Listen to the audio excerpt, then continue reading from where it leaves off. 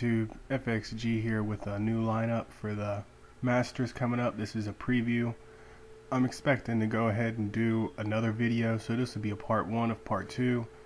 A handful of days from now, probably, well, maybe a little more than a handful, probably about 4 or 5 days from now, like Wednesday, maybe Tuesday night, in that area, I may be doing another, or I will be doing another video, because I'm sure my picks will change a little bit.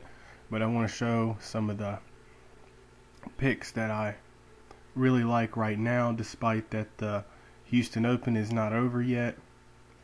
And speaking of the Houston Open, my picks I chose just were not too good at all. I only showed one lineup. I wish I had showed another lineup. This one, I had only did 2, maybe 3 different lineups total. And everybody made the cut in this one, but Vegas and Walker are about the only ones that are doing pretty well. I expected Phil to do a lot better. Same thing with John. I took a shot in the dark with Patrick because I knew he would be pretty lowly owned, but he's T55 right now. Weisenberger, I love that pick for how cheap he was. And what I think this was a lineup, I may have changed it, like Bello, Reed, and then Scott missed the cut. Very, very heavily owned. And all of them 20%, 25, 28. It's a bit unexpected for Bello and Scott. Reed, well, even all 3 of these, I don't think any of them have missed it yet. And then all of a sudden they missed the cut. Whenever I choose them, all 3, that sucks. Hopefully, though, this one right here for me will cash a little bit, give me a little bit more money to waste on the Masters. But let's go ahead and get started with the Masters. My first pick, who I'm thinking that has a good shot at winning, is Roy. I like him quite a bit. In 2016, he went 10th, 2015, 2nd, 2014, 14th, 2012, 8th, and 2011, 11th. I really think he has a good chance at winning. Top 5 for sure. I won't be showing anything on GolfStrat at this video. My next video I will. GolfStrat has not done their information yet for the Masters. I was using some fantasy site that you have to pay to use. I figured I shouldn't show it on YouTube in case they try to report me to YouTube and stuff and get my video removed, so I didn't do that. But my next pick, Justin Rose, has also done very well. He tied with Roy last year with 10th. 2015, 2nd. 2014, 14th. 2013, 25th. 2012, 8th. 2011, 11th. It's very, very good for his salary at 92. I really like him. He also has a chance to win it, possibly. My next pick is going to be Jimmy Walker. I like him a lot.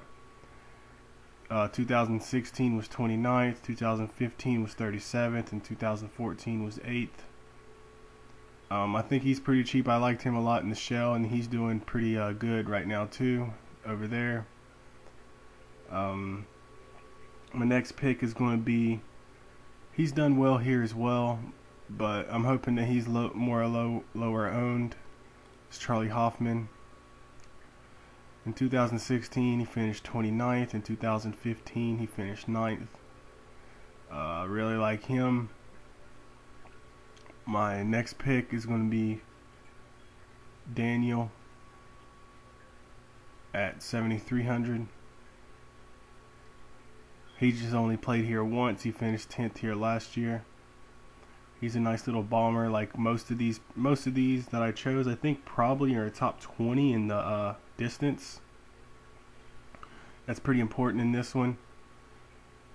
I really think that you should be looking at that. And course history, I think course history is a lot bigger here than on probably any course when it comes to the Masters, because you got to know where to hit the ball at, and once you know where to hit the ball at, you usually do pretty well. My last one is going to be Paul Casey. at 7,800. Fourth last year, 2015 sixth. He missed cut in 2012. 2011 it was 38th. He missed cut again in 2010 and 20th in 2009. I think he's worth the risk because he could very well top 5. So I like him a lot. But my most chalkiest players that I like the most is Jimmy Walker, Rose, and Roy. And Charlie is not far behind. But outside of those that I'm going to have to work into other lineups is going to be Hudson. He's doing well right now. He is tied for second at the Houston. He's a nice little bomber. I don't think he has any course history here though, but I'm thinking he can do well. Really hoping he can pull out that win somehow tomorrow, because I would bet some money on Bovada, I think is what it's called, on him to win, and I could win a couple thousand if he somehow beats that Korean guy that's in first place. If he screws up, it'd be a nice little chunk of change for me. Another guy that I also like, I do like Sergio. He has been doing very well lately, but he hasn't done too well here in a handful of years. I also like Hatton. He's kind of cheap, 7,600. He has no course history here, but he's a couple courses that he didn't have any course history before. He's still done well, so I like him. And that may have been it for the people that I really liked. I mean, Kisner, he's worth a look at for how cheap he is. I think he's 69. And so is Hadwin. He's worth a look at. Both of them are worth looking at.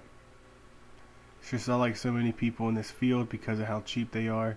Normally I'd be on Vegas, but he has been pretty terrible at this course. But he may be worth a look at just because he's only 6,700 and he hasn't missed a cut in a long time either. But that's going to be it for the first part. Look for my next one early next week. It's going to be it, guys. Peace out.